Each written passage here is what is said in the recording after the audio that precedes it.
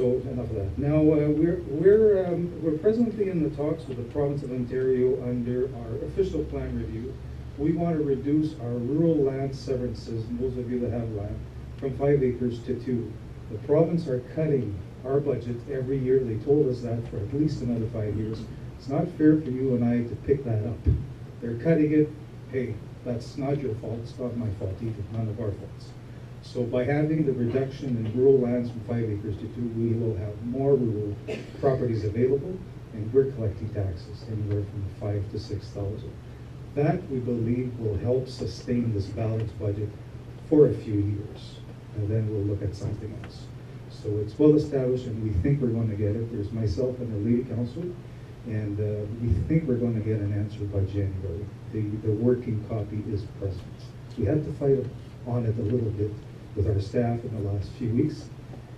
Called me up and says, no, that's not what we told them to do. Then we, okay, fine, we're going to do it.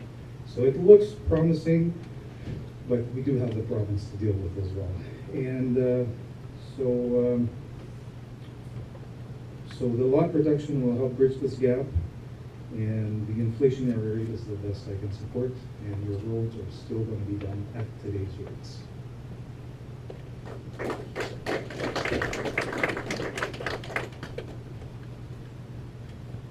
4.8 increases for the coming year. What actions would you suggest, or what actions would you take? First of all, it was very irresponsible of staff to come out with that kind of a statement, knowing it would never be accepted by any council. Information on tax increase are the responsibility of council and not the staff. This again shows the lack of leadership of this council.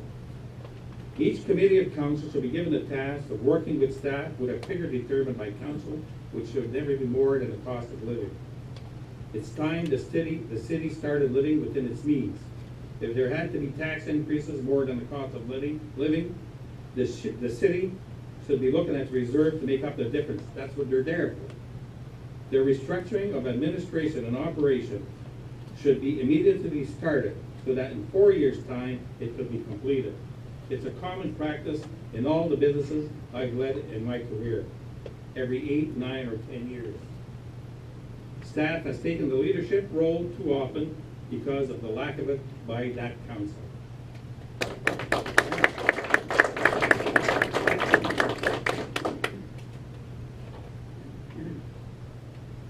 Rebuttal, Renee? You're good. Kevin.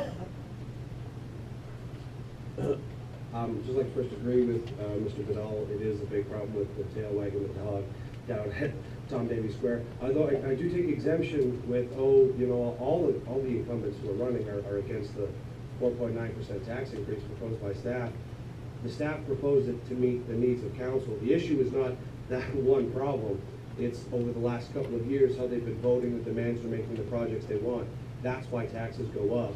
I think it's irresponsible to show up all year and vote to spend, and then when it comes time to pay the bill, oh no, we can't do that. Well, you can't have it both ways. Either vote cheap and then we can save on taxes, or vote to spend and then stand by the consequences of your actions when they want to raise our taxes to pay for your spending. Thank you.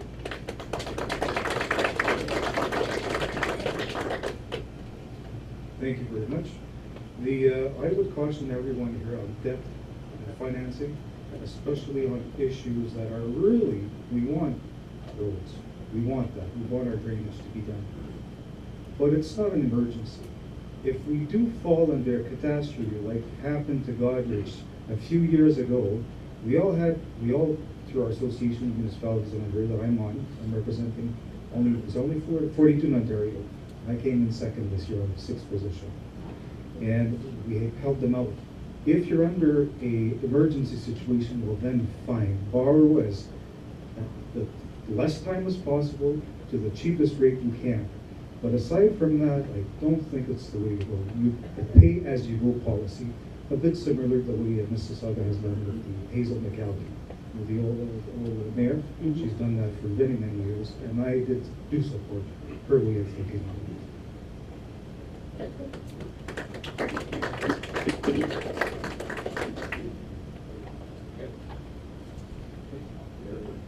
Take a 5-minute break. Okay, so we'll break for 5 minutes, so people want to stretch their legs. When we come back, we'll take a look at the questions that we have from the floor.